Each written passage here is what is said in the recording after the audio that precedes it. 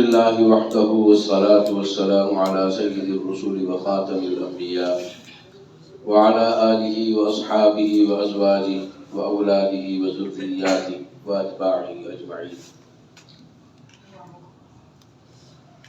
قال الله تبارك وتعالى في القرآن المجيد: أعوذ بالله من الشيطان الرجيم، بسم الله الرحمن الرحيم.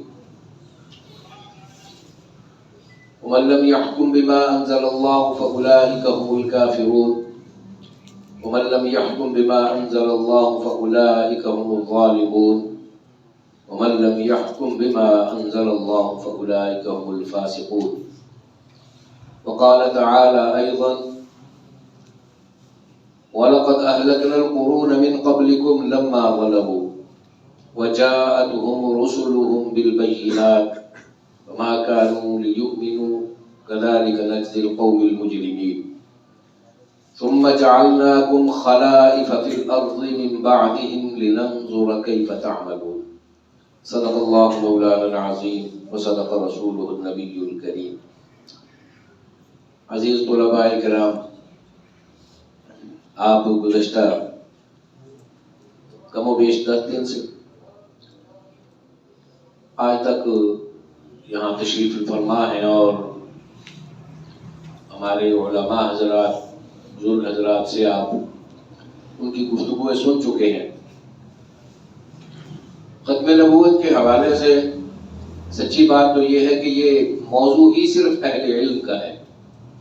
اس پر عام آدمی گفتگو اس لیے بھی نہیں کر سکتا کہ اس کے پاس اس موضوع کی اہمیت اور اس کی فضیلت بیان کرنے کے لیے مواد بہت کم ہے.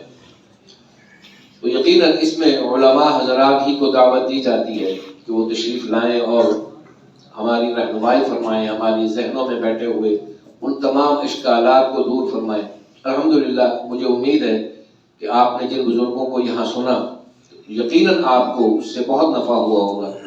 اللہ تعالیٰ آپ کے لیے وہ سب سے زیادہ نافع بنائے اور آپ کو علم و عمل میں برکت دے.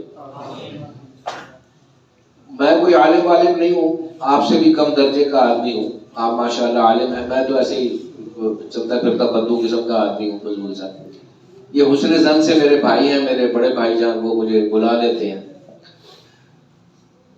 اس موضوع کے حوالے سے تو میں شاید زیادہ بات نہ کروں، لیکن میرے پیش نظر کچھ اور چیزیں ہیں. آپ کیونکہ بطور مبلغ جب اپنے عملی زندگی میں برسر پیکار ہوں گے تو آپ کو بہت ساری چیزیں درپیش ہوں گی. دوسرا مسئلہ یہ ہے کہ ہر شخص ان تمام معاملات سے آگاہ نہیں ہوتا،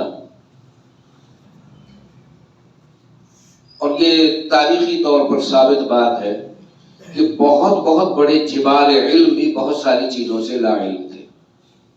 یہ بات ہے، ہر کسی کے پاس مکمل علم نہیں تھا. ہاں علم تھا، بہت علم تھا، تو وہ اپنے علم سے جتنا نفع پہنچا سکے انہوں نے پہنچایا بحمداللہ الکریم، اور آج تک یہ سلسلہ جاری ہے. کسی کے پاس علوم پر دسترس کا یہ دعویٰ کہ وہ تمام علوم کو جانتا ہے، تمام جہات کو جانتا ہے، یہ غلط ہے. ایسا کوئی بھی نہیں دعویٰ کرے گا. الحمدللہ ہمارے علماء میں یہ تصور ہی مفقود ہے. ہمارے تمام اکابر علماء جو موجود بھی ہیں اس وقت، الحمدللہ ان سے جا کر کے وہ کہیں گے کہ ہم طالب علم ہیں، الحمدللہ ہم پڑھتے رہتے ہیں، اللہ توفیق دیتا ہے، ہم سمجھتے ہیں، سوچتے ہیں اور پھر اس پر عمل کرنے کی کوشش کرتے ہیں. میں آپ کی توجہ ایک دو چیزوں کی طرف دلانا چاہتا ہوں، کیونکہ آپ جب عملی زندگی میں نکلیں گے تو آپ کو جو چیز سب سے پہلے درپیش ہوگی وہ ہے تنازعات، مسلکی تنازعات، مذہبی تنازعات اور عقائد سے جڑی ہوئی ایسی اشتباہی مباحث جن کی وجہ سے اچھا خاصا آدمی، جس نے دورہ حدیث بھی کیا ہوا ہے، وہ ان اشتباہات کی بنیاد پر ایک خلجان میں مبتلا ہوتا ہے. اور اس کا پہلا سوال یہ ہوتا ہے کہ اگر وہ یہ تھا تو پھر یہ کیا ہے. بس وہ اس تذبذب میں وہ الجھتا ہے اور پھر الجھتا چلا جاتا ہے. تو اس کے لیے پہلی بات یہ ذہن میں رکھیے کہ ہمیں نبی کریم صلی اللہ علیہ وسلم کے فرمودات کی طرف رجوع کرنا پڑے گا، حضرات صحابہ کی طرف رجوع کرنا پڑے گا. باقی سب بات کی باتیں ہیں. پہلے ادھر رجوع کرنا پڑے گا کہ اگر ہم پر یہ استاد ٹوٹ پڑے، ہم ایسے ماحول میں، جس کو میرے ابھی ایک عزیز بات فرما رہے تھے کہ فتنوں کا دور، تو فتنوں کے دور میں کرنا کیا ہے، یہ سب سے بڑا مسئلہ ہے اس وقت، میرے لیے بھی، آپ کے لیے بھی، ہماری اولادوں کے لیے بھی. یہ اتنا ایک گمبھیر اور اتنا بڑا مسئلہ اس وقت کھڑا ہے. میں نہیں سمجھتا کہ میرے جیسا طالب علم تو بالکل بھی نہیں سمجھتا کہ ہم اس سے کس طرح نبرد آزما ہو سکیں گے، کیونکہ جتنی اس فتنوں کی، ان فتنوں کی جتنی بڑی اور وسیع پیمانے پر سرپرستی اور ان کی ہولناکی بڑھ رہی ہے، ہم بے وسائل لوگ، آپ میں سے کوئی بھی 5-5 کروڑ کی لینڈ کروزریں نہیں چھوٹتا. آپ سب مزدور ماں باپ کی اولاد ہیں، محنت مزدوری کر کے روزی روٹی کمانے والے لوگ ہیں، اور اللہ تعالیٰ نے آپ کو دین کی طرف متوجہ فرمایا، بالخصوص آپ کے والدین کو، کہ انہوں نے آپ کو دین کے راستے پر چلایا. اور اس حسن ظن کے ساتھ، یہ بنیاد ہے، اس حسن ظن کے ساتھ کہ آپ کی دینی تعلیم کے سبب اللہ تعالیٰ ان پر رحمت فرمائے گا اور ان کی قبر اور آخرت اچھی ہوگی. یہ بنیادی نقطہ نظر ہوتا ہے. اب بھی ہم کہتے ہیں کہ حافظ قرآن بنا دو جی، بچہ حافظ قرآن ہو گیا تو والدین کی بخشش کا ذریعہ بنے گا. تو یہ ایک توسل ہم کرتے ہیں، اچھی بات ہے، ٹھیک ہے، لیکن مسائل ماں باپ کے علم میں نہیں ہے کہ جب بچہ دین کا علم پڑھ جائے گا تو پھر وہ کیا کرے گا، پھر وہ کیا کرے گا. اور آپ کے سامنے ایک جو سب سے بڑا ہولناک مسئلہ نہیں، مسئلہ کھڑا ہوا ہے، وہ ہے معاش. معاش کا مسئلہ کھڑا ہوا ہے. آپ اگر تو آپ کچھ مضبوط اور متمول گھر سے متعلق ہیں تو شاید آپ کے لیے وہ مسائل درپیش نہ ہو، لیکن غریب آدمی جو یہ سمجھتا ہے کہ میں اب فارغ التحصیل ہو گیا ہوں، میں نے علوم حاصل کر لی ہیں، تو اب مجھے کسی مدرسہ میں یا کسی مسجد میں بیٹھنا چاہیے. اس ماحول میں مجھے، کیونکہ میں نے دین پڑھا ہے تو میں دین پڑھاؤں، مسجد میں بیٹھوں تو ابلاغ کروں، جمعے کے خطبوں میں، دروس میں، یہی فرصت ہے، یہی دائرہ کار ہے. لیکن کیا یہ معاملہ حل ہو جاتا ہے اس سے؟ معاش کا نہیں حل ہوتا. اور یہی وہ جگہ ہے جہاں پر آپ کے دل و دماغ پر زد ڈالنے کے لیے فتنے جو موجود کھڑے ہیں. سب سے پہلے آپ کی، میں ایسے بے شمار لوگوں کو جانتا ہوں کہ میرا یہ فیلڈ ہے، میں آوارگان ارض جو ہے نا جی، ان میں سے ایک میں خود بھی ہوں، اور جو آوارگان ارض دوسرا بھی جو میرے ہم قبیلہ لوگ ہیں ان کو میں ملتا رہتا ہوں. تو وہ جو ہے وہ اس مسئلے پر وہ کھڑے ہو جاتے ہیں، لو جی 12 سال پڑھے پھر لبے آ جی کی لبا جی. پھر وہ ایک ایسی درسگاہ یا ایسی کمیونٹی میں جا کر ایڈجسٹ ہونے کی کوشش کرتے ہیں، اس میں فٹ ہونے کی کوشش کرتے ہیں، جہاں پر ایک آزاد مذہبی کا نظریہ اور فکر کا نظریہ موجود ہوتا ہے. اس میں آپ کی نفسی تسکین کا پہلو موجود ہے، نفسی تسکین، نفس کی تسکین. مثلا کہ اس میں حدود و قیود کے لیے 12 سال آپ نے پڑھا ہے، لیکن آپ کے نفسی، میری بات کو بہت توجہ سے سنیے، میں جو وہ بات عرض کر رہا ہوں، میں مولوی شولوی نہیں ہوں، میں آپ کو سیدھی جٹا کی بات کر رہا ہوں.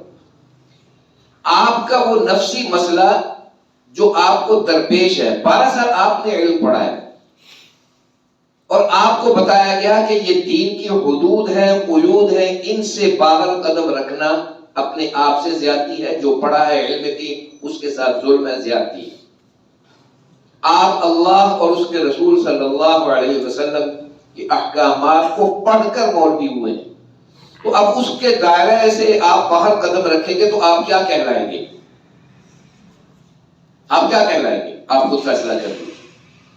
لیکن جس کمیونٹی میں آپ کو معاش کا، آسانی کا ایک مرحلہ ملتا ہے کہ ہم یہاں قدم رکھیں، تو مسجد میں یا مدرسے میں 20,000 مل رہا تھا، 15,000، 18,000 مل رہا تھا، تو اس کمیونٹی میں آنے کے بعد مجھے ایسے ہی ایک نام نہاد شعبہ تحقیق کا انچارج بنا کر مجھے 50,000 دینا شروع کر دیا.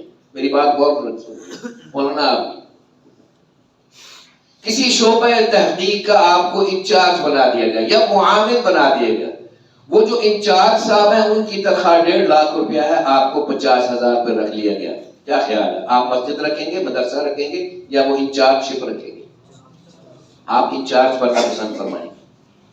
آپ مدرسہ چھوڑ دیں گے؟ آپ مسجد چھوڑ دیں گے؟ اب وہاں پر آپ کو یہ کہا جائے گا کہ دیکھیں یہ جو مسائل ہیں، مثلا مشاجرات صحابہ کا معاملہ ہے، یعنی اب آپ کے دماغ کو وہ الاسٹک کی طرح کھینچنا شروع کریں گے، ایسے کھینچنا شروع کریں گے. میرے کئی دوست ہیں پھنسے ہوئے ہیں اس مصیبت میں، تعلق ہے ان سے محبوبی فی اللہ، لیکن وہ کہتے ہیں کیا کرے بھائی، تیرا اسلام بڑا پرانا ہے، رسول رحمت علیہ السلام ہے، یہ سب دوبارہ نہیں آتا، روٹی کھاؤ روٹی نہ کھاؤ، سارے بال نہیں. انا للہ و انا الیہ راجعون. تو وہاں وہ الاسٹک آپ کے دماغ میں ڈال کر کھینچنا شروع کرتے ہیں کہ یہ دیکھیں یہ گنجائش موجود ہے، گفتگو ہو سکتی ہے. مثلا نبی صلی اللہ علیہ وسلم کی ختم نبوت کا موضوع جو آپ نے اس کورس میں پڑھا ہے، اس پر بھی بات ہو سکتی ہے،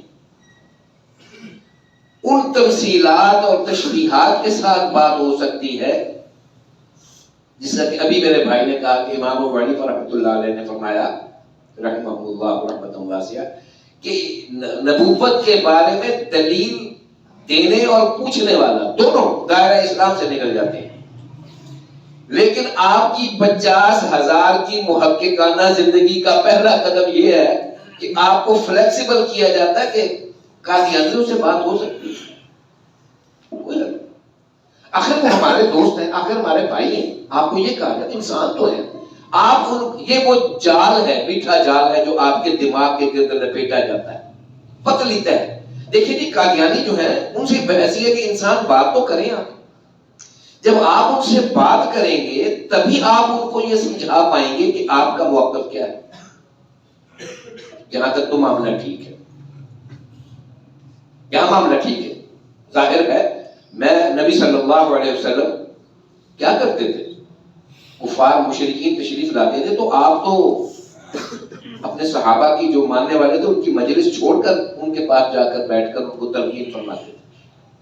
اس لیے کہ اگر تلقین ہی نہیں ہے، اگر ان کو تلقین ہی نہیں کی گئی تو قیامت کے دن ان کے پاس جواز ہوگا تو ہمیں بتایا کیا گیا، ہمیں تو پوچھا ہی نہیں گیا، ہمیں سنا ہی نہیں گیا، ہمیں سمجھایا نہیں گیا.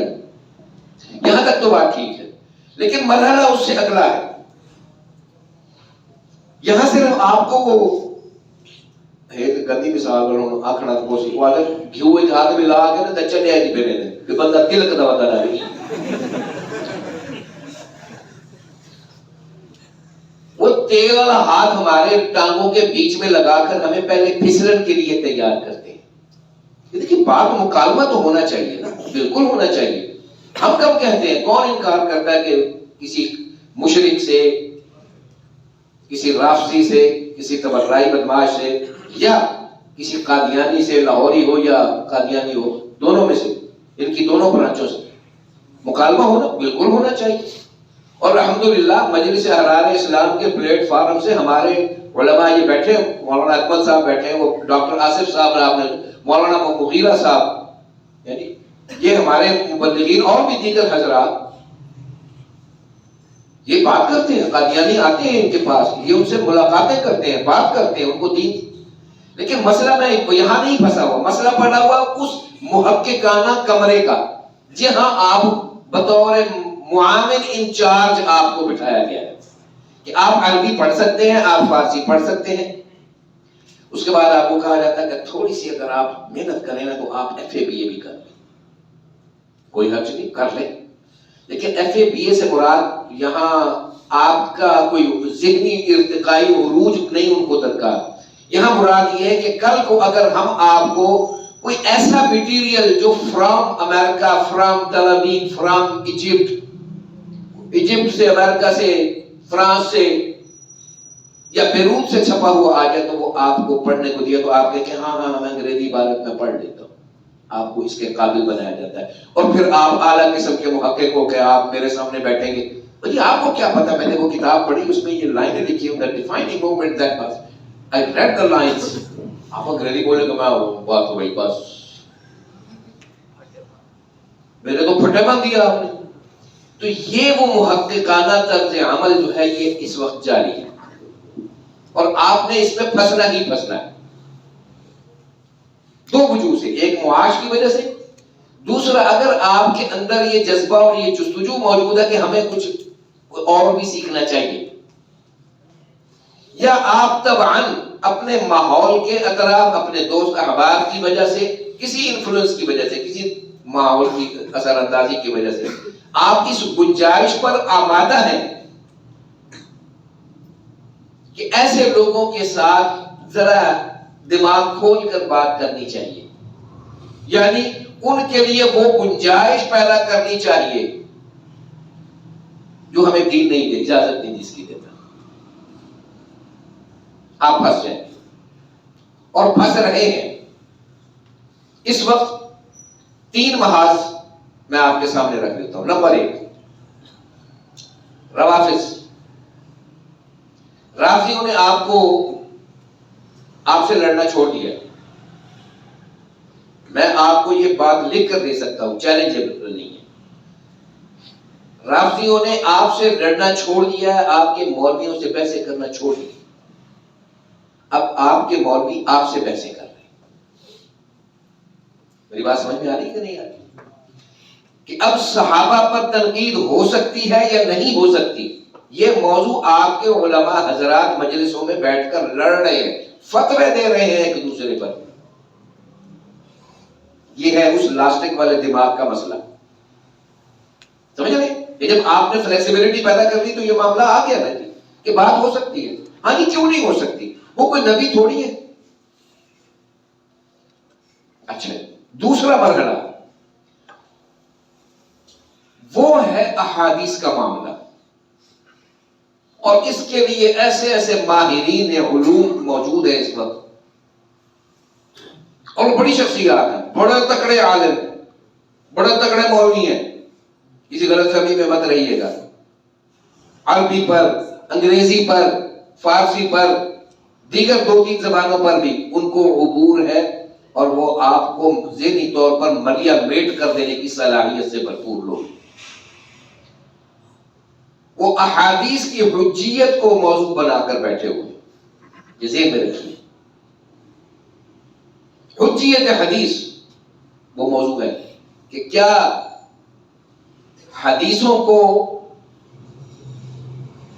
انکار کیا جا سکتا ہے، ان کا رد کیا جا سکتا ہے، یا ان کو تسلیم کیے بغیر احادیث کو منیمائز کر کے ایک طرف رکھ کے محض قرآن کی آیات کے تدبر اور فلسفے کے تحت، یہی تدبر قرآن کا معاملہ ہے، نصوص قطعیہ کا معاملہ ہے، یہ ہم ادھر بات کریں گے. احادیث میں تو یہ شک ہو سکتا ہے کہ یہ حدیث ضعیف ہو، جھوٹی ہو، درجہ حسن میں ہو، یا بالکل اصح الاحادیث میں سے آ جائے.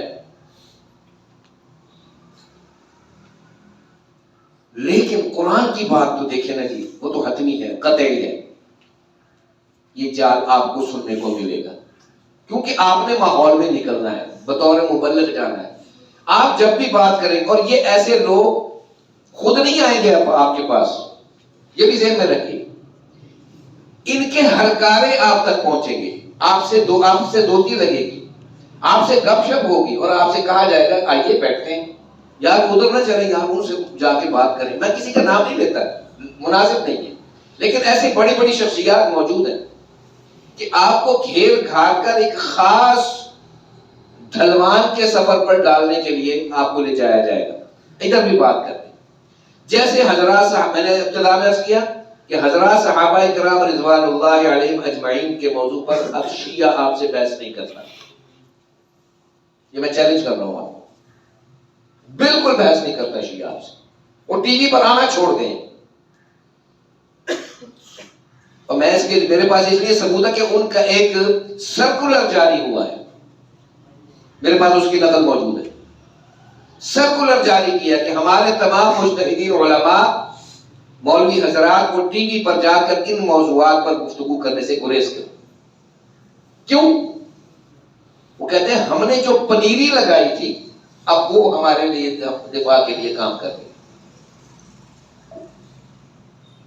اور آپ کے معذرت کے ساتھ آپ کے دیوبند شریف کے مدارس میں سے ایسے علماء نکل آئے ہیں جو مشاجرات صحابہ پر وہی موقف رکھتے ہیں جو رافضیوں کا موقف ہے. میں اس طرف آپ کی توجہ دلانا چاہتا ہوں. اسی طرح منکرین حدیث کا غلام احمد پرویز وہ گم گشتہ ماضی ہے، چھوڑیے، اس کا نام ختم ہو گیا. وہ اتنی کامیابی نہیں حاصل کر سکا.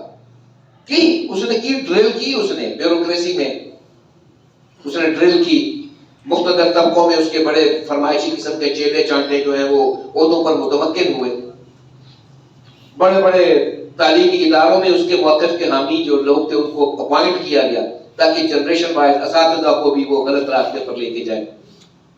ٹھیک ہے، لیکن اس وقت جو ہو رہا ہے، اس وقت جو کچھ ہو رہا ہے اور جو آپ کو درپیش ہونا ہے، میں آپ کو لکھ کر دیتا ہوں، آپ کو یہ معاملہ پیش آنا ہے. جب آپ دین کی تبلیغ کے لیے نکلیں گے، یہ ختم نبوت کا کورس کیا آپ نے علماء سے ایک مٹیریل اپنے دل و دماغ میں جمع کیا ہے ختم نبوت کے عنوان سے. آپ کو علم نہیں ہے کہ آپ کے ہی کہلانے والے اہل سنت والجماعت کا ایک بہت بڑا طبقہ ان موضوعات کو اس وقت متنازع بنانے میں لگا ہوا ہے. ختم نبوت کے موضوع کو میں حیران ہوا ہوں پڑھ کے، ان کی تحریریں پڑھ کر دنگ رہ گئے کہ یہ کیا کر رہے ہیں. یہ تو ہمارے اپنے تھے، ہمیں ان پر اعتبار تھا، ان کی علمی حیثیت مضبوط ہے، ان کا خانوادی اور نسبتوں کا بڑا بوجھ ہے ہم پر. لیکن ہو کیا رہا ہے کہ آپ کی ذہنی اور فکری، جس کو کہتے ہیں اور رندہ بیٹھے ہوئے وہ چلن والا لکڑی کا، یہ رندے بن گئے ہیں. اب آپ کے دماغ کی پرتوں کو چھیلنے کے لیے ایک چھوٹا سا موبائل کس کے پاس ہے؟ ذرا ہاتھ کھڑا کریں، کتنے لوگوں کے پاس موبائل؟ سب کو رہنے ماشاءاللہ. آج فیس بک پر تو آپ بھی ماشاءاللہ ہوں گے کہیں نہ کہیں، اور فیس بک پر بڑے بڑے علامت الدہر کی ملفوظات آپ روز کہیں نہ کہیں پڑھتے ہو. ان ملفوظات میں بہت ساری چیزیں آ رہی ہیں جو انکار حدیث پر مبنی ہے، انکار حدیث ہے اس میں، لیکن تعویلات اتنی حسین و جمیل ہیں اور دقت الفاظ اتنی زیادہ ہے کہ آپ پہلے تو لغت اٹھا کر ان الفاظ کو ڈھونڈیں گے، آدھا گھنٹہ آپ کا ادھر لگ جانا ہے، پھر آپ کسی سے رجوع کریں گے، لیکن اس عرصے میں آپ کی سوچ ایک تذبذب کا شکار ہوگی. یار گل بڑے بڑے بندے نے کی تھی، یار ہم تو ابھی طالب علم میں، یہ بندہ تو بہت بڑا بلا آدمی، اس نے یہ بات کی ہے، کوئی وجہ تو ہوگی. کوئی جب یہ آ گیا نا سوال کہ اس بڑے آدمی نے یہ بات کی ہے، یہ بین ہی وہی بات ہے. دیکھیے حضرت مولانا حضرت نانوتوی رحمۃ اللہ علیہ، مولانا قاسم نانوتوی نور اللہ مرقدہ، کتنی بڑی عظیم شخصیت ہے. کوئی ان کی بے حرمتی کر سکتا ہے؟ ہماری تو مجال نہیں ہے. لیکن میں یہ عرض کرتا ہوں کہ اگر ان کی کسی تحریر کے تفرد کو اٹھا کر عہد حاضر کے کوئی چغد قسم کے علامت الدہر جو ہیں، میں یہ بات پھر دوہرا رہا ہوں، ان کے تحریری تفرد کو اٹھا کر عہد حاضر کا کوئی چغد الاعظم جو ہے محقق خبثاء میں سے، ان کا وہ بٹھا کر بات کرتا کہ امیر معاویہ کو گالی دی جا سکتی ہے، اس کو شرف صحابیت سے باہر نکالا جا سکتا ہے، اس کو کہا جا سکتا ہے بادشاہوں میں سے ایک بادشاہ تھا. آپ سمجھ رہے ہیں؟ آپ کیا کریں گے؟ مجھے بتائیے کیا کریں گے؟ آپ کا دماغ کیا کرے گا؟ آپ تو معاوف ہو جائیں گے کہ اب نانوتوی کو برا کہیں، کیونکہ بیان وہ حضرت نانوتوی کا کر رہا ہے. حضرت قاری طیب صاحب رحمۃ اللہ علیہ کتنی بڑی شخصیت، ہم تو ان کی جوتیوں کے نیچے لگی مٹی کے ذرے برابر بھی نہیں ہے، جبال علم لوگ ہیں. اگر ان کے کسی تحریری تفرد کو کوئی اٹھا کر آپ کو بطور دلیل پیش کرے تو آپ کیا کریں؟ بتائیے. میری حضرت قاری صاحب نے لکھا ہے ختم نبوت کے موضوع کو آپ نے اتنے دنوں سنا، آپ نے کیا حاصل کیا؟ کہ یہاں تفرد غالب نہیں ہوگا، قطعیت غالب ہوگی۔ تفردات ایک انسان کی اپنی ذاتی مخصوصات کا نام ہے، قطعیت اللہ اور اس کے رسول کے فرمودات عالیہ ہے کہ اگر فَإِن تَنَازَعْتُمْ فِي شَيْءٍ فَرُدُّوهُ إِلَى اللَّهِ اور اس کے رسول، پھر اللہ اور اس کے رسول کی طرف لوٹیے کہ اگر نبی کریم صلی اللہ علیہ وسلم کے فرمودات میں کہیں یہ گنجائش یا فلیکسیبلٹی موجود ہے، ذرا بھر بھی الاسٹک والی پوزیشن موجود ہے کہ نبوت کے معاملے پر کسی قسم کی گنجائش نما ایک لفظ نہیں، زیر بھی بولی جا سکتی ہے، زیر بھی، زیر زبر بھی بولی جا سکتی، نہیں بولی جا سکتی، تو یہ گنجائش پیدا کی جا رہی ہے۔ اور ایک اور بات، ختم نبوت کا جو موضوع ہے، میں نے آپ سے عرض کیا صحابہ کرام، احادیث اور شعبہ ختم نبوت کا معاملہ، یہ تینوں اہداف ہیں، اور اس کے لیے کوئی عام آدمی اب آپ کے مد مقابل نہیں ہے، کوئی مرحومین میں سے نہیں ہے، کوئی مرحومین کی عبارت اس وقت لاگو نہیں ہو رہی۔ اب عہد حاضر کے جدید محققین، وہ کسی کا شعر ہے، پتہ نہیں یونس تحسین کا شعر ہے کہ وہ محققین کے نام ہی، اس نے کہا تھا کہ یہ جو آیت رضوان میں لقد آیا ہے، یہ جو آیت رضوان میں لقد آیا ہے، اے مورخ تیری تحقیق کا رد آیا ہے۔ سمجھ رہے آپ؟ تو ہمارے لیے عہد حاضر کے محققین نہیں چاہیے، ہمارے لیے محقق ہیں صحابہ رضوان اللہ علیہم اجمعین۔ ہمارے لیے تحقیق کی بات وہ ہے جو حضرات صحابہ کی زبان سے بیان ہوئی ہے، اور علماء نے اس کو بعین ہی بیان فرما دیا ہے، ان محدثین اکرام نے ذرا کو پر۔ محققین کے معاملات میں بہت احتیاط برتی ہے، یہ میری آپ سے نصیحت ہے، عہد حاضر کے محققین سے بہت احتیاط برتی ہے، بہت احتیاط برتی ہے، اس لیے کہ جو معاملات اللہ تعالیٰ اور اس کے رسول صلی اللہ علیہ وسلم طے فرما چکے ہیں حتمی اور قطعی طور پر، اس پر کسی کی تحقیق جو ہے وہ کوئی کارگزر نہیں ہو سکتی، اس کی تحقیق کو اٹھا کر دیوار پر مار دیں۔ ہم صحابہ کے بارے میں دیکھیے، یہ کھیل ایسا ہے، میں آپ کو ایک چیز کی طرف متوجہ جو کرنا چاہ رہا ہوں، جتنے اس وقت زمین پر فتنے ہمارے ہاں بالخصوص پاکستان میں اور برصغیر ہندوستان پاکستان میں موجود ہیں، جتنے فتنے موجود ہیں، ان کا کسی ایک کا مرکز بھی نہ ہندوستان میں ہے نہ پاکستان میں، یہ سب برانچز ہیں یہاں۔ حیرت ہوئی آپ کو؟ جتنے فتنے مسالک کے نام پر فروعاتی مباحث کرانے والے ہوں، مشاجرات کے عنوان سے بک بک کرنے والے ہوں، ختم نبوت کے حوالے سے فلیکسیبلٹی لاسٹک ڈالنے والے خبثاء وقت ہوں، احادیث کو متنازع بنانے والے یہ متشککین نام نہاد ابلیس جو ہے محقق یہ ہوں، ان کا کوئی ہیڈ کوارٹر پاکستان میں نہیں ہے، ہندوستان میں نہیں ہے۔ ہندوستان میں 1986 تک رہا ہیڈ کوارٹر تھا، 86 تک، اس کے بعد وہاں سے بھی وہ شفٹ ہو گئے، کچھ سویڈن چلے گئے، کچھ ناروے میں چلے گئے، کچھ یونائٹڈ اسٹیٹ امریکہ میں چلے گئے۔ پاکستان میں برانچز بنا کر یہاں بھی 90 کی دہائی میں کوشش کی گئی، 90 کی دہائی میں کہ کراچی، لاہور، اسلام آباد میں ان کے کچھ بیس بنائے جائیں، وہ بوجوہ کامیاب نہیں ہو سکے۔ اس کی وجہ کہ یہاں مسالک کے معاملات میں بھی تھوڑی سی تلخی تھی۔ میری بات آپ کو سمجھ میں آ رہی کہ میں آتی بک بک کر رہا ہوں جنوں میں کیا کیا کچھ نہ سمجھے خدا کرے کوئی۔ مسلکی معاملات میں یہاں بریلوی بھی سیدھا ہو گیا، اہل حدیث بھی کھڑا ہو گیا، تو اس دقت کے باعث وہ یہاں پر گراؤنڈ نہیں بنا سکے اپنی، یعنی ہیڈ کوارٹر نہیں بن سکا، لیکن برانچز جو ہے وہ پاکستان کے ہر شہر میں بن گئی۔ ایک آدمی کافی ہے فتنہ کے لیے، ایک آدمی کافی ہے۔ مرزا غلام احمد قادیانی کو 25-30 تو نہیں ہے نا، ایک ہی ہے نا۔ خبیث اعظم ہونے کے لیے ایک ہی کافی ہے۔ تو ایسے لوگ برانچز کے تحت اب کام کر رہے ہیں. یہ میری بات ذہن میں بٹھا لیجئے, یہ آپ کو شاید کوئی اور نہ کہے, میں پاگل آپ سے عرض کروں. ان برانچز کے نمائندوں سے بچیے.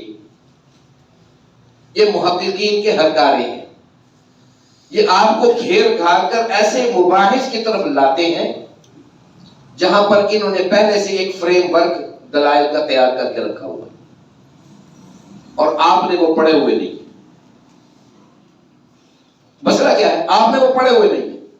آپ حدیث قرآن تفسیر پڑھ کر, اللہ نے جو آپ کو توفیق دی آپ نے پڑھ لیا, لیکن ابھی آپ کا دیگر عصری علوم یا علوم عربی سے تحقیقات جو ہے آپ کا اس پر کوئی ابھی مطالعہ نہیں ہے. نتیجہ لیکن یہ بیٹھے ہوئے ہیں. اور اس کی ایک سب سے بڑی مثال آپ کو دوں, تل ابیب میں ایک یونیورسٹی ہے, دنیا کی بڑی یونیورسٹیوں میں سے نہیں ہے, یہ دنیا کی بڑی یونیورسٹیوں میں سے نہیں ہے, ایک گمنام سی یونیورسٹی ہے, تل ابیب اسرائیل. آپ سمجھتے ہیں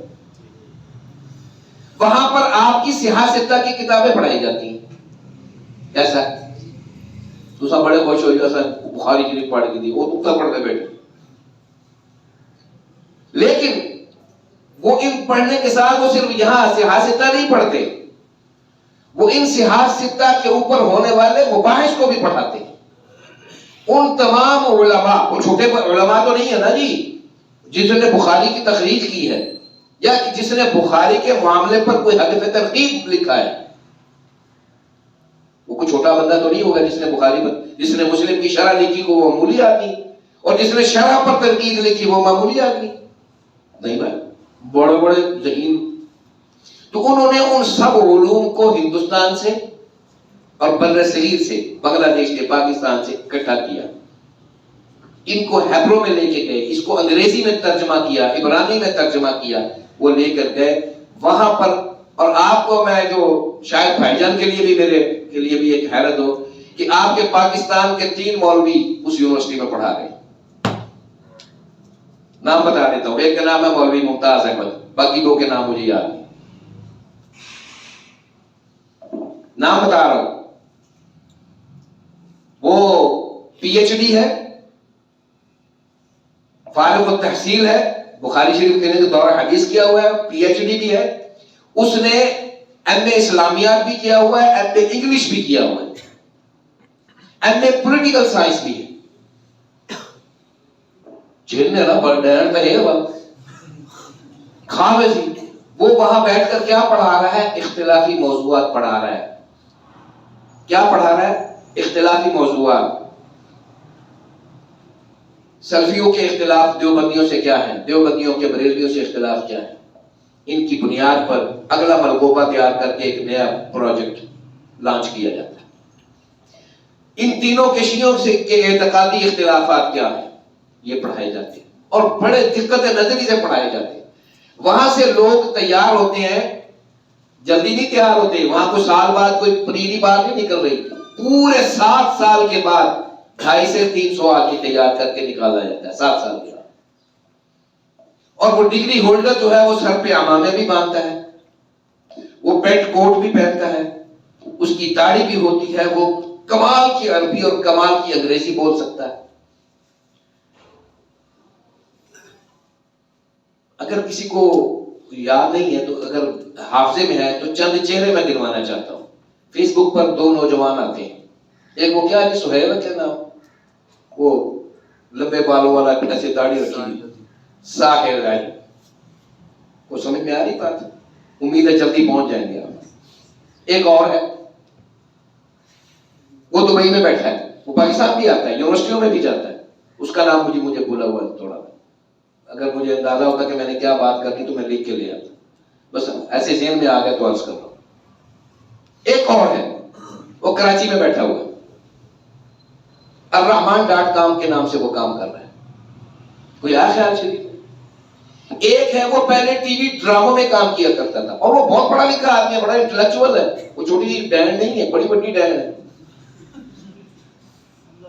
وہ آپ کے چھوٹے موٹے مولوی کو کچا کھا جائے. اتنے مشکل اور دقت طلب سوالات کرتا ہے نماز کے اوپر, نماز کے اوپر میں اس کی ایک بحث سنی، میں تو دگ رہ گیا. میں کہا اگر میں نے مجھے جواب دینا پڑے میں تو اڑ جاؤں گا، میں نہیں جواب دے پاؤں. واللہ العظیم میں نہیں جواب دے سکتا اس کے بہت سارے معاملات. مثلا اس کا ایک سوال دیکھیے، وہ کہتا ہے کہ مجھے حکم ہوا ہے، اللہ نے حکم دیا کہ نماز میں خشیت چاہیے، ریکوائرمنٹ ہے. ذرا سوال کی نوعیت دیکھیے. کہتا سامنے مولوی صاحب بیٹھے ہوئے ہیں، وہ آج کل ہے نا یہ پگڑیوں والے پھرتے، وہ بیٹھے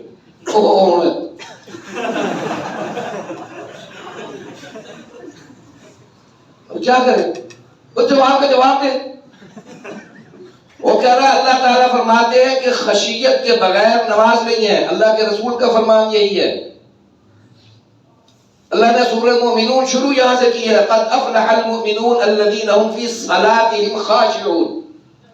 جن کی نماز میں خشیت نہیں وہ مومن ہی نہیں ہے. مومن وہ ہے جن کی نماز میں خشیت ہے. اس نے کہا میں مولوی صاحب میں آپ کو سوال کرتا ہوں، میں نے ایسا نہیں کیا، مجھے اپنے بیوی کی ہم بستری کے خیالات آنے لگ گئے، بتائیے میری نماز ہوئی کہ نہیں ہوئی؟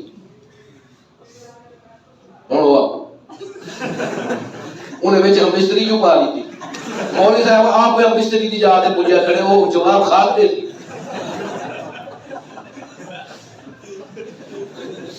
وہ تو لطف کیتا ہے نا اور میں ایمان سے عرض کر رہا ہوں، حضرت اللہ کروڑ رحمت نازل فرمائے ہمارے حضرت قاری طیب صاحب رحمۃ اللہ علیہ نے فلسفہ نماز میں ایک چھوٹی سی بات لکھی ہے، حاصل ہے. فرماتے ہیں کہ دیکھو ایک ہے تمہارے نفس کا وسوسہ، ایک ہے تمہارے نفس کا اپنا وسوسہ، اور ایک ہے ابلیس کا وسوسہ. یہ دو چیزیں مختلف ہیں. تم اپنے نفسی میلان سے جدھر جھکتے ہو ابلیس ادھر آ کے بیٹھ جاتا ہے. سبحان اللہ. تم اپنے نفسی میلان سے جدھر جھکتے ہو ابلیس اسی کے اوپر آ کر بس اس کو پھر پھیلا دیتا ہے دماغ میں. یہ تو آج پتہ نہیں کہ نہیں ایسے پھیلا دیتا ہے، ایسے پھیلا دیتا. ہاں ٹھیک ہے، میرے دماغ میں کسی عورت کا تصور آنے کی دیر ہے، وہ ہزاروں عورتوں کی شبیہات میرے دل و دماغ پر لا کے بٹھا دے گا. مجھے ایک دفعہ کسی کاروبار اور پیسے کا تصور میرے نفسی میلان کے تحت آنے کی دیر ہے، وہ مجھے کاروبار کے لاکھوں طریقے الحمدللہ رب العالمین پڑھتے ہوئے دکھا دے. یہ حقیقت ہے. انہوں نے کیا جواب ہے؟ میں کو دسو. انہیں جو آ کے میں اپنی نماز پڑھ رہا ہوں، مجھے ہم بیوی کا خیال آ گیا، میری نماز ہوئی کہ نہیں ہوئی؟ میری خشیت باقی رہی کہ نہیں رہی؟ تو میں آپ سے یہ عرض کر رہا ہوں کہ ہوش مندی سے زندگی گزاریے. ایسے فتنے. میرے نانا رحمت اللہ علیہ حضرت تھانوی کے مرید تھے. ہمیں گھر سے اللہ کا فضل ہے، یہ ہمارا کوئی کمال نہیں، ہمارے بزرگ کی جدیت کا صدقہ ہے. ان کی توسط سے ہمیں کچھ دو چار باتیں معلوم ہو گئی، ورنہ ہم کیا، ہماری کیا اوقات. پھرتے حنین خار کوئی پوچھتا نہیں، ہم جیسے ہزاروں ہیں. انہوں نے اپنا معاملہ حضرت تھانوی کو، میرے پاس وہ خط محفوظ ہے الحمدللہ رکھا ہوا. انہوں نے کہا کہ حضرت نماز کے دوران بہت برے اور غلیظ خیالات نماز پر میں وارد ہوتے ہیں، فرمائیے میں کیا کروں. میرے نانا دارالعلوم دیوبند میں پڑھے، وہیں سے فارغ التحصیل ہوئے. ٹھیک ہے. حضرت انور شاہ صاحب کشمیری رحمت اللہ علیہ سے بھی اسباق پڑھے. یہ بڑے بزرگوں سے پڑھے ہوئے لوگ. ان کا نام تھا سید طالب حسین، مولانا سید طالب حسین، سیالکوٹ سے تھے. بہرحال حضرت تھانوی لمبا چوڑا جواب نہیں، اسی خط کے پیچھے 2 لائنیں لکھی ہوئی ہیں، صرف 2 لائن. تو پھر کیا خیال ہے نماز پڑھنا چھوڑ دی گئے؟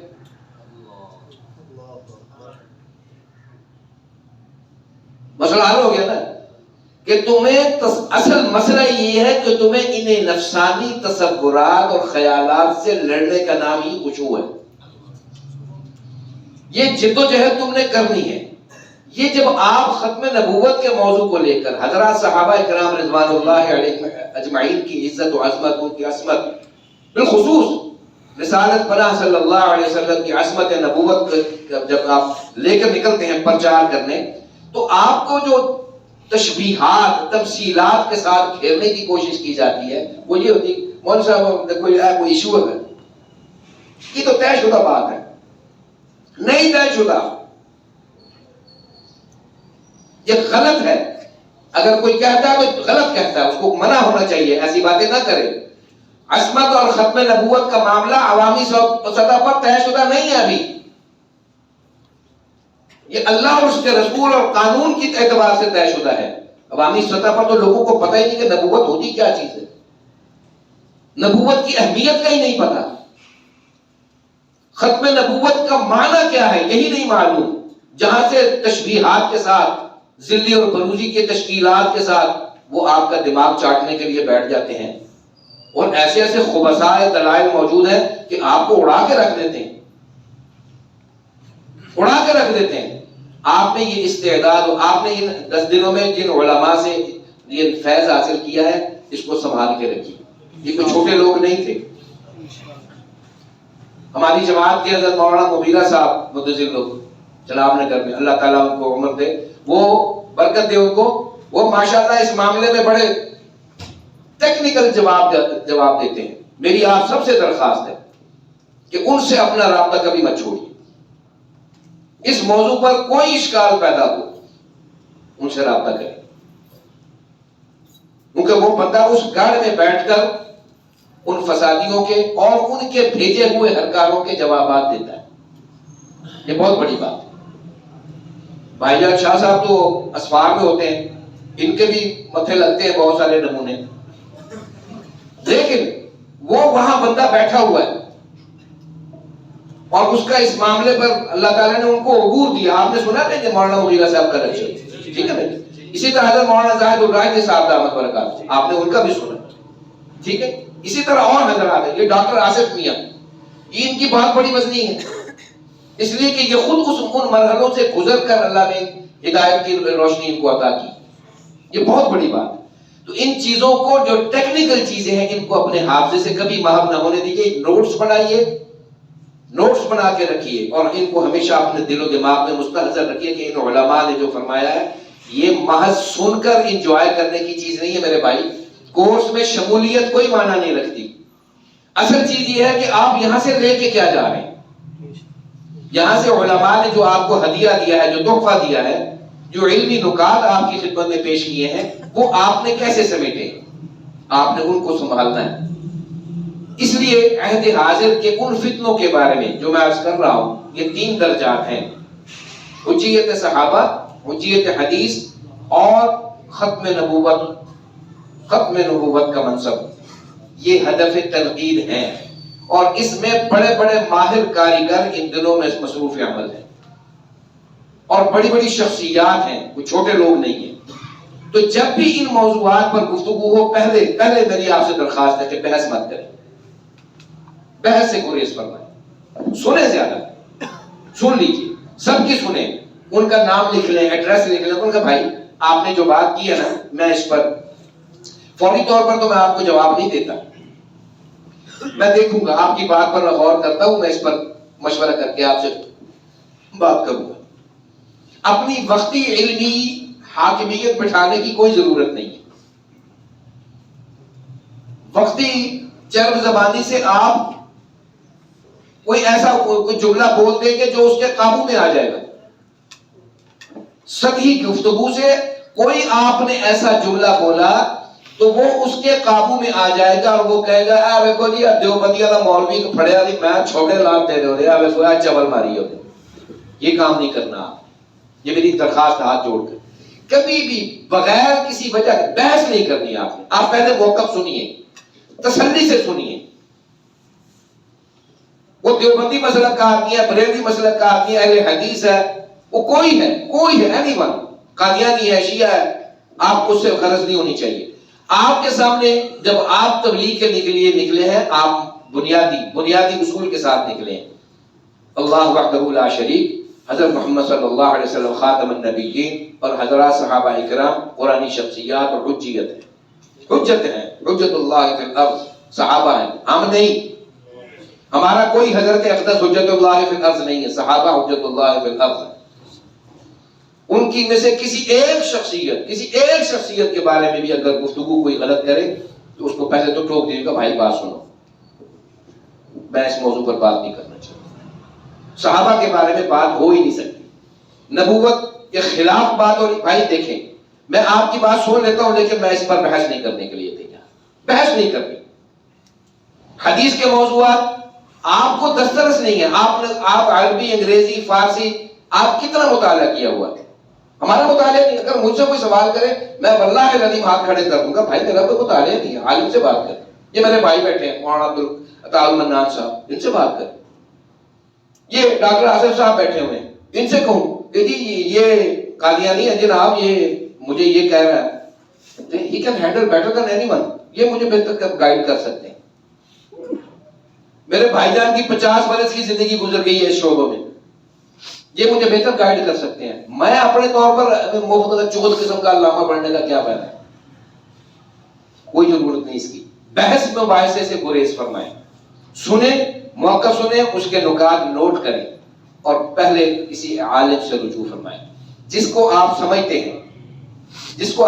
ہیں کہ یہ میرے لیے نافع ہو سکتا ہے، یہ بندہ میرے لیے مشاورت میں بہتر ہو سکتا ہے، قریبی علماء میں سے۔ میں نے آپ سے کہا شادی سے رابطہ کر لیں، ڈاکٹر صاحب سے رابطہ کر لیں، فوری طور پر رابطہ کریں، کیونکہ یہ مرحلے آپ کو درپیش ہونے ہیں اور فتنے اگ رہے ہیں، ایسے اگ رہے ہیں بالکل ایسی کھیتی ہے جیسے راہ چلتے ہیں نا جی، وہ ایک فصل آئی تھی یہاں پر، آسٹریلیا سے بیج لا کے ڈالا گیا تھا۔ یہ سفیدے کا درخت دیکھا ہوا نا، یہ سفیدے کے بوٹے لا کے نہیں لگائے گئے تھے، یہ ایسے جہازوں سے سپرے ہوا تھا۔ They spread the seed، بیجوں کو انہوں نے بکھیرا تھا، یہ جنگلوں میں اگ گئے۔ 2-3 جھاڑیاں تھی جو آسٹریلیا سے منگا کے انہوں نے لگائی، اب اگ گئے، مصیبت بنے ہوئے اور آدھے مصیبت ہے۔ یہ زمین کا پانی کھپی میں دے، کھادی میں دے، سارے زمین کھادی میں دے، سیم والی زمین تے لاؤ ہے جی۔ تو آپ نے بچنا ہے، یہ ان فتنوں سے لڑنے کا آپ میں ابھی آپ کے پاس وہ استعداد نہیں ہے۔ میں آپ کو حتماً کہہ رہا ہوں میرے پاس استعداد نہیں ہے، آپ کے پاس استعداد نہیں ہے۔ اس کے لیے ان سے رجوع کیا جائے جو آلریڈی اس محاذ پر اپنا آپ منوا چکے ہیں، ان سے ملا جائے، فوری طور پر رابطہ کریں۔ فون کی سہولت موجود ہے، خطوط کے ذریعے، ای میل کے ذریعے، کسی ذریعے ان سے رابطہ کریں، رہنمائی لیں، لٹریچر جو وہ بتائیں آپ کو وہ لٹریچر پڑھیں، ان حوالوں اور ریفرنسوں کو یاد کریں اور اپنے پاس مطالعے کے لیے۔ اور دوسرا، یہ میرے خطیب بھائی بیٹھے ہیں یہاں پر، یہ فرما رہے تھے کہ ہم اللہ کے فضل سے مجلس احرار اسلام کے مبلغ کے طور پر میری آپ سے درخواست ہے کہ اپنی اردو املا کی درستی کے لیے کچھ اردو کتابیں پڑھا کریں، کتاب ضرور پڑھیں تاکہ آپ کے پاس الفاظ کا ذخیرہ تو ہو جس کو آپ استعمال کرنے کے لائق ہو۔ ہم نے تو اپنے بڑوں کو ہی سن کر بھائی کو ٹوٹا پھوٹا ہو گئے، ہم تو کودن ہی تھے، بالکل اب بھی کودن ہی ہے، لیکن اپنے بڑوں کو تھوڑا بہت سن کر ان کی اصلاح، ان کی لفظی اصلاح، تحریری اصلاح کی وجہ سے کچھ 4 لفظ سمجھنے کے لائق ہو گئے، بس اس سے زیادہ کچھ نہیں۔ تو میری درخواست ہے اردو کی کتابیں پڑھیں، کوئی حرج نہیں ہے، اشعار پڑھنا چاہتے ہیں پڑھ لیں، لیکن عقیدے کے معاملے میں کبھی بحث کرنے کے لیے اس طرح نہ بیٹھیں جب تک کہ آپ پوری طرح ہتھیاروں سے لیس نہ ہوں، مکمل طور پر، ذہنی طور پر، علمی طور پر مضبوط نہ ہوں۔ امید ہے کہ میری یہ درخواست آپ قبول فرمائیں گے۔ یہ واشنگٹن، سویڈن، ناروے، تل ابیب اور ایجپٹ یہ ہیڈ کوارٹرز ہیں، یہاں سے فتنوں کے نام لے دوں؟ اور آپ کے جاوید غامدی صاحب کہاں ہیں آج کل؟ ہے جی، المورد کہاں شفٹ ہو گیا؟ امریکہ۔ ٹھیک ہے، سویڈن میں کون کون گیا ہے؟ سویڈن میں کون ہے؟ ناروے میں کون ہے؟ یہ آپ پر چھوڑتا ہوں، ڈھونڈے، نام ڈھونڈے، میں نہیں بتاؤں، نہیں جی میں کو بتاؤں، آپ بھی تو ڈھونڈے نا جی، ڈھونڈے، سرچ کریں۔ اسلامک سینٹر جو بنائے ہوئے سویڈن میں، ناروے میں، یہ کون ہے؟ آپ کے دیوبند شریف کے حضرات ہیں۔ ہاں بس اتنی گائیڈنس آپ کو دے دیتا ہوں۔ ایجپٹ میں مصری بھی ہے اور قادیانی بھی، ایجپٹ میں قادیانی بیٹھے ہوئے، تل ابیب میں قادیانی بیٹھے ہوئے، ان کے وہاں سینٹر ہیں۔ ابھی غزہ کے لوگوں پر جو حملے ہوئے اس کے جواب میں حماس والوں نے حملہ کیا تو انہوں نے اپنا جو تقریباً 1.5 ایکڑ کا شیلٹر ہوم ہے، 1.5 ایکڑ کا بنا ہوا شیلٹر ہوم ہے، آپ اندازہ کریں 1.5 ایکڑ میں بنا ہوا قادیانیوں کا شیلٹر ہوم، وہاں انہوں نے وہاں وہ جو اسرائیلی عوام ہے ان کو وہاں پناہ دی. تصویریں موجود ہیں، اس کی ریکارڈنگ موجود ہے، مرزے کی تصویریں لگی ہوئی ہیں وہاں پر. تو اس یونیورسٹی میں قادیانی بیٹھ کر آپ کا نصاب، ہاں آپ کی سیاستہ کا نصاب وہ پڑھا رہے ہیں، لیکن اپنے طور پر پڑھا رہے ہیں جو وہ پڑھانا چاہتے ہیں. قرآن کی تفسیر پڑھائی جا رہی ہے، محمد الرسول اللہ صلی اللہ علیہ وسلم اور خاتم النبیین، ما کان محمد ابا احد من رجالکم ولکن رسول اللہ وخاتم النبیین، اس کی تشریح وہ اپنی مرضی سے پڑھا رہے ہیں. اور اس کے اوپر وہ جو دلائل اکٹھے کر رہے ہیں وہ باہر سے نہیں لا رہے، یہ ذہن میں رکھیے، میں جو آپ کو متوجہ کر، وہ دلائل باہر سے نہیں لا رہے، وہ احادیث سے نہیں لا رہے، وہ قرآن کی چند آیات کو وہ نکال کر اس کے لیے بطور دلیل رکھ رہے ہیں. یہ ڈاکٹر اشرف صاحب سے پوچھ لیجیے گا کہ وہ ایسا کیوں کرتے ہیں اور کیسی مہارت سے پیش کرتے ہیں. یہ ذہنی طور پر آپ نے تیار رہنا ہے، اور اللہ تعالیٰ آپ کے علم میں عمل میں برکت عطا فرمائے. بہت لمبی بات، وقت مختصر ہے، بس آپ سے یہ درخواست ہے، بحث نہیں کرنی، فتنوں سے بچنے کے لیے بالکل بحث نہیں کرنی. اپنی عقیدہ جو آپ نے سنا ہے پڑھا ہے اس پر قائم رہیے، کسی سے الجھنے کی ضرورت نہیں ہے، الجھنے کی ضرورت نہیں، اپنا عقیدہ بالکل نہیں چھوڑنا ہے. صحابہ کرام حجت ہے زمین پر، حجت اللہ فی الارض، زمین پر صحابہ ہے اور کوئی نہیں ہے، ہم نہیں مانتے کسی کو. باقی سب بزرگ ہیں، نیک ہیں، متقی ہیں، پرہیزگار ہیں ہمارے سر آنکھوں پر. حجت زمین پر اللہ کے حجت صحابہ ہیں نبیوں کے بعد رضوان اللہ تعالی علیہم اجمعین. اور نبی صلی اللہ علیہ وسلم کی ختم نبوت یہ بحث کا حصہ ہی نہیں ہے، یہ حصہ ہی نہیں ہے. نبوت پر بحث، جیسے کہ میرے بھائی نے بھی بیان کیا تھا کہ امام ابو حنیفہ رحمۃ اللہ علیہ کے قول کے حکم کے مطابق ان کا فتویٰ ہے، یہ قسم کا یہ فتویٰ ہے. اگر حنفی ہے تو ہمیں اس فتوے پر عمل کرنا ہے کہ نبوت پر دلیل دینے اور لینے مانگنے والا دونوں دائرہ اسلام سے نکل جاتے ہیں، تو ہم معاذ اللہ اس طرف نہیں جائیں گے. دلیل دینے والے سے کہیں گے بھائی سنبھال کے رکھ، اپنی بیبے کو جا کے سنا، ہمیں نہیں سنا. ہاں ہمیں اللہ اور اس کے رسول کی دلیل کافی ہے. حسبنا اللہ ورسولہ، وآخر دعوانا الحمدللہ رب العالمین.